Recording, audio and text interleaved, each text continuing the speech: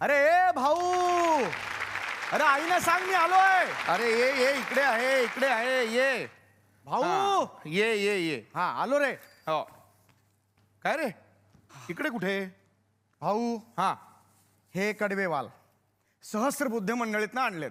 अरे वा तुला काय रे ठाऊक आईला कडवेवाल हवे होते ते नाही माहित नव्हतंच, हा. पण विजू वहिनींची तुरीची डाळ आणायला गेलो होतो. हो. तिथं फर्स्ट क्लास वाल दिसले. म्हटलं तुला लागणारच. आणि हा साबण सुरा ठेव. साबण चुरा दीक्षितन कंपनीतनं आणलाय, स्पेशल आहे.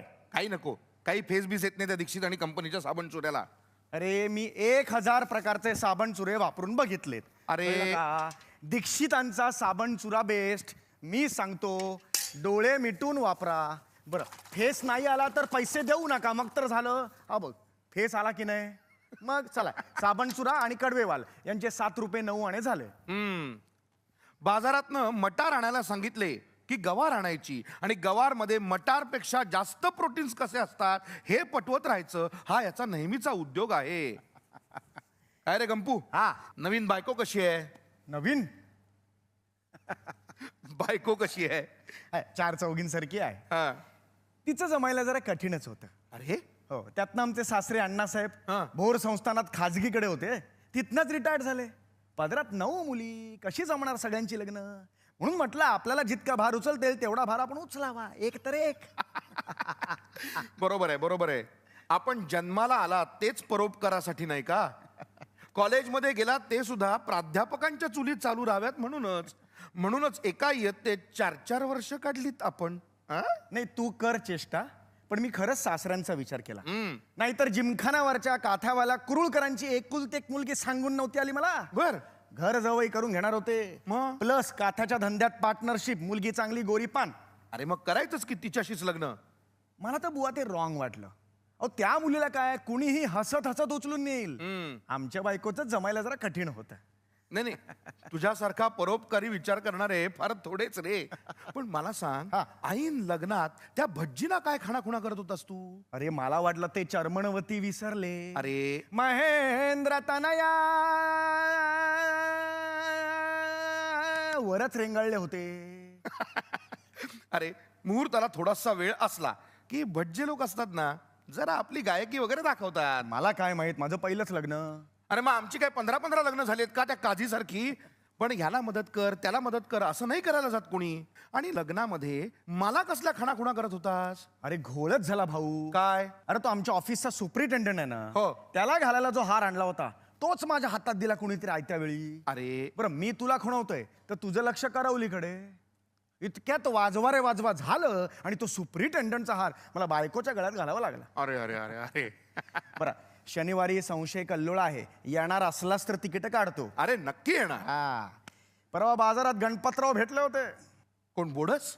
मग दुसरे कोण? अरे वा बजावून आलो त्यांना. काय? म्हटलं आम्ही येतोय शनिवारी, फाल्गुनराव पूर्वीच्या गंधर्व कंपनीच्या थाटात झाला पाहिजे. असं तू त्यांना बजावून आलायस? हा. ओळखीच आहेत वाटतं तुझ्या. ओळख कशाला पाहिजे? अरे ओळख कशाला पाहिजे? अरे दमड्या मोजून we are going to see his play. Quality नको परफॉर्मन्सला. अरे पण असं आपण त्यांना सांगणं म्हणजे आगाऊपणाचं दिसतं. अरे हे काय मागे एकदा अच्युतराव पटवर्धनांच्या भाषणानंतर त्यांना म्हणाला होतास अलीकडे तुमची भाषणं पूर्वीपेक्षा बरी होतात म्हणून. मग काय वाईट होतात असं सांगायला हवं होतं. काहीही सांगायचं नाही. अरे अरे त्यांच्या मानाने आपण कोण बाबा? कुणीच नाही. डोंट टेल मी दॅट भाऊ, डोंट टेल मी दॅट. अरे आपण त्यांच्या व्याख्यानांना गेलोच नाही तर ते पुढारी राहतील का? हा? अरे we are a part and parcel of their हे पुढारीपणा. अरे म्हणून काय तू त्यांना शाबासकी द्यायचीस? मग काय शाला नॉट टेल हिम की बुवा this is what I feel. कमालच करतोस तू. चल येतो मी. ये हा, आईनं सांग सामान टाको पुढच्या हो वेळेला. हो सांगतो. भाऊ येतो रे. ये मंडळी ही परस्पर विरोधी स्वभावाची माणसं माझ्याच आयुष्यात का यावीत हे एखाद्या सामुद्रिकाला विचारून घेतलं पाहिजे. नाहीतर अंतू शेठ माझ्या आयुष्यात याचं कारण काय? नमस्कार हो जावई बापू. नमस्कार अंतू शेठ. बसा. काय अंतू शेठ आज भाषणाला नाही दिसलात? कुणाच्या? नेहरूच्या? हट. अरे ते कोकणात दुष्काळ पडला ना मग भाषणे कसली देतोस? तांदूळ दे. हे म्हणजे भाटाच्या घाटीत बुडणाऱ्या दालद्याला विश्वेश्वराच्या घाटीवर उभं राहून कुराण वाचून दाखवण्यापैकी आहे. तो तिथे बोंबलतो, हा इथे याचा त्यास उपयोग नाही त्याचा यास. तुम्ही आपले खुळे आलं नेहरू चालले बघायस आणि रत्नागिरी साडून दाखवलं नाही काय त्यास. बाळ गंगाधर टिळक जन्मली ती खोली आणि खाट. गंगाधर पंत टिळकास काय स्वप्नात दृष्टांत झाला होता तुझ्या बायकोच्या पोटी लोकमान्य जन्मास येणार आहे म्हणून? कुणाच तरी खाट दाखवलं आणि दिलं ठोकून. टिळकाने पहिल्याच्यावर टॅ केले. पुरावा काय? टिळकाच्या आईशीचं बाळणपण केलेली सून होती साक्षीस.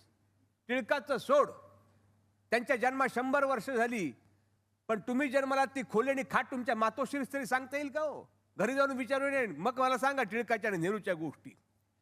मला नेहमी प्रश्न पडायचा, या मंडळींची आदराची स्थानं तरी नेमकी कुठली? आता तुमचा गांधी, हम्म. कसला गांधी? जगभर हिंडला आपण, रत्नागिरीस फारसा आला नाही तो. पक्का तो त्यास नेमके ठाऊक. इथे त्याच्या पंचाचे कौतुक नाही की दांडीचे नाही. इथे सगळेच पंचवलंटेच्या पेक्षा उघडे. सुतापितात काही तथ्य नाही हो. तिसरे शस्त्र उपवासाचे. इथे निम्मे कोकण उपाशी. अहो तुपाशी खाणारे सुपाशी माणसाचे कौतुक आम्हाच कसले? नाही, माणूस असेल मोठा, माणूस असेल मोठा, पण आमचे हिशेबी त्याच्या मोठेपणाची नोंद करायची कुठल्या खात्यावर? आणि स्वराज्याचा संबंध म्हणाल तर तो गांधीशी नाही, टिळकाशी नाही आणि सावरकराशी नाही. असं कसं म्हणता? मग स्वातंत्र्य काय आकाशातनं पडलं की ते काय? कुठून पडलं ते तुम्ही तपासा. अहो इंग्रज गेला तो कंटाळून. लुटण्यासारखं शिल्लकच काय होतं इथे? धंदा बुडीत खाती जायला लागला. फुकलं आणि दिवाळ. कुंभार गेला मडकी घेऊन. तुम्ही फुका उकिरडी. नाही नाही, असं कसं? अहो साहेब गेला म्हणून तर समाजवादाचा मार्ग मोकळा झाला ना अंतु शेठ. अहो कसला समाजवाद? समाजवादाच्या गफ्फात नुसत्या गफ्फा. जावई बापू, आंब्याचे एक पान देखील नसते हो दुसऱ्या पानासारखे. सगळ्या माणसांची नशिबे सारखी होतील कशी? आणि घटकाभर धरा आला तुमचा समाजवाद. तो आमचा गावगांधी शिट्ट्या फुंकून फुंकून सांगतोय कोकण रेल्वे आली, कोकण रेल्वे आली, कोकण रेल्वे आली, आणि गेली पांडुगुरुवाच्या परसामधून. म्हणून पांडुगुरुवाच्या छोट्या खांद्यास हाताचे खुंट का फुटणार आहेत? आणि हात नाहीत म्हणजे कसेल त्याची जमीन आणि दिसेल त्याची थैली आहे तुमच्या राज्यात. छोटा पांडू कसणार काय आणि कसा? तो तसाच राहायचा. स्वराज्य आले म्हणून हरिसाठ्याचा तिरळा डोळा सरळ झाला नाही आणि महादेव गोडबोल्याचे दोंद आत गेले नाही. समाजामध्ये डावे उजवे हे राहायचेच. अहो रामराज्यात देखील रामाने हनुमानाचे शेपूट उपटून आपल्या पाठीस नाही जोडले. तो नरच राहिला, हा वानरच. हो पण स्वातंत्र्यानंतर किती सुधारणा झाल्या. हो तुमच्या रत्नागिरीमध्ये वीज आली. हो. तुम्ही नाही घेतलीत वीज. ठेव, काळो खायचो आपलं बरं आहे. उद्या झकपक प्रकाश पडला म्हणजे बघायचे काही दळीद्रच ना. पोपडे उडालेल्या भिंती आणि गळकी कवले बघा स्वीज हो कशास हवी. आमचे आपले दारिद्र्य काळोखात दळलेले बरे. चला या. श्रीराम श्रीराम.